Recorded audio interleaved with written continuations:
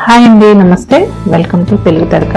ఈరోజు వీడియోలో చాలా సింపుల్గా తక్కువ టైంలో అయిపోయే రెసిపీ మీల్ మేకర్ పులావ్ ఎలా చేయాలో చూపిస్తున్నాను. చాలా టేస్టీగా ఉంటుంది, చాలా హెల్దీ కూడా.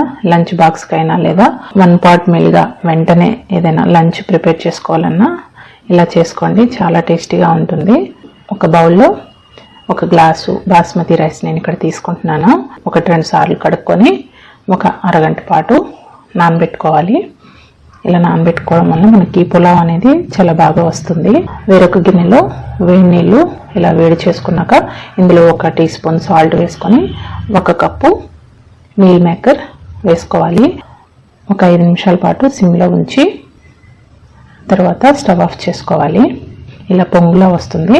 ఇలా పొంగులా వచ్చినప్పుడు స్టవ్ ఆఫ్ చేసుకుంటే సరిపోతుంది. సాఫ్ట్గా ఉడికింది కదా, ఇలా ఉడికినప్పుడు స్టవ్ ఆఫ్ చేసుకొని వీటిని చల్లారిన తర్వాత చక్కగా మొత్తం వీటిలో ఉన్న వాటర్ అంతా పిండుకోవాలి. పిండుకొని పక్కన పెట్టుకోవాలి. గిన్నెలో 1 టేబుల్ స్పూన్ నూనె, 1 టేబుల్ స్పూన్ నెయ్యి వేసుకుంటున్నాను. మొత్తం రెసిపీ నెయ్యితో అయినా చేసుకోవచ్చు.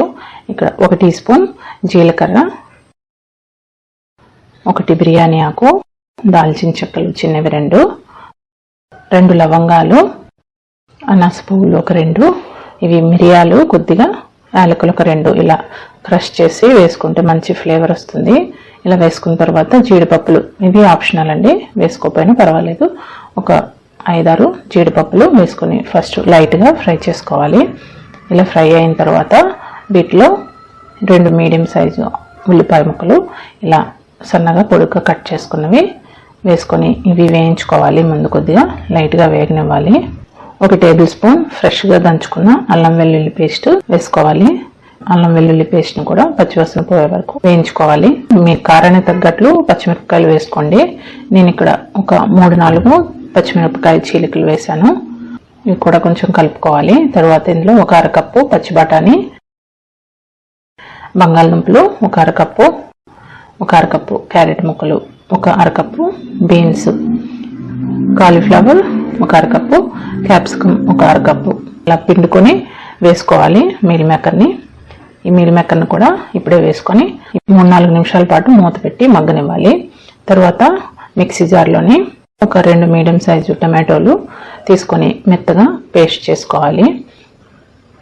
ఇప్పుడు ఒక 3-4 నిమిషాల తర్వాత మూత తీసి మరొకసారి కూరగాయ ముక్కల్ని కలుపుకోవాలి. మీడియం ఫ్లేమ్లోనే మనం కుక్ చేసుకోవాలి, లేకపోతే అడుగంటే ఛాన్స్ ఉంటుంది. మీడియం టు లో ఫ్లేమ్లోనే కుక్ చేసుకోవాలి. తర్వాత ఇప్పుడు మనం పేస్ట్ చేసుకున్న ఈ టమాటో ప్యూరీని వేసుకోవాలి. వేసుకున్నాక ఒక 1/2 టీ స్పూన్ పసుపు, ఉప్పు మీ రుచికి తగినంత ఉప్పు, ఒక 1/2 టీ స్పూన్ కారం, 1 టీ స్పూన్ గరం మసాలా వేసుకొని కూరగాయ ముక్కలతో ఉప్పు కారం అన్నీ కలిసేట్టు బాగా కలుపుకోవాలి. ఇలా కలుపుకున్న తర్వాత ఇందులో 1 గుప్పెడు కొత్తిమీర వేసుకున్నాక నానబెట్టుకున్న రైస్ను కూడా వేసి ఈ రైస్ ముక్కలు విరిగిపోకుండా నెమ్మదిగా కలపాలి.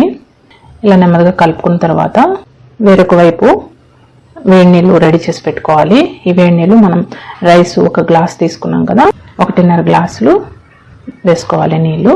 వేడి నీళ్ళు వేసుకున్నాక మరొకసారి నెమ్మదిగా కలుపుకొని ఒకసారి ఉప్పు కారాలు అనేవి ఒకసారి టేస్ట్ చూసుకొని మూత పెట్టి మీడియం ఫ్లేమ్లో ఒక 15 to 20 మినిట్స్ అలాగే చేసుకోవాలి. తర్వాత స్టవ్ ఆఫ్ చేసుకొని ఒక 15 మినిట్స్ వరకు మనం మూత తీయకుండా ఉంచితే మనకి గుమగుమలాడే ఈ సోయా పులావ్ రెడీ అయిపోతుంది. మీల్ మేకర్ పులావ్ చూడండి, పొడిలాడుతూ చాలా బాగా వచ్చింది.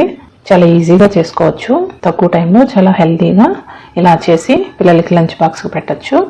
ఎవరికైనా లంచ్ బాక్స్కి మంచి రెసిపీ ఇది, తప్పకుండా ట్రై చేయండి. మీల్ మేకర్లో చాలా ప్రోటీన్ ఉంటుంది. నెక్స్ట్ మనం చాలా వెజిటబుల్స్, అన్ని రకాల వెజిటబుల్స్ వేసుకున్నాము. ఇలా చేసి లంచ్ బాక్స్ పెడితే పిల్లలు కూడా హ్యాపీగా తినేస్తారు. చాలా హెల్తీ కూడా. తప్పకుండా ట్రై చేయండి. రెసిపీ నచ్చితే లైక్ చేయండి, షేర్ చేయండి, సబ్స్క్రైబ్ చేయడం మర్చిపోవద్దు. Thank you so much for watching. Bye.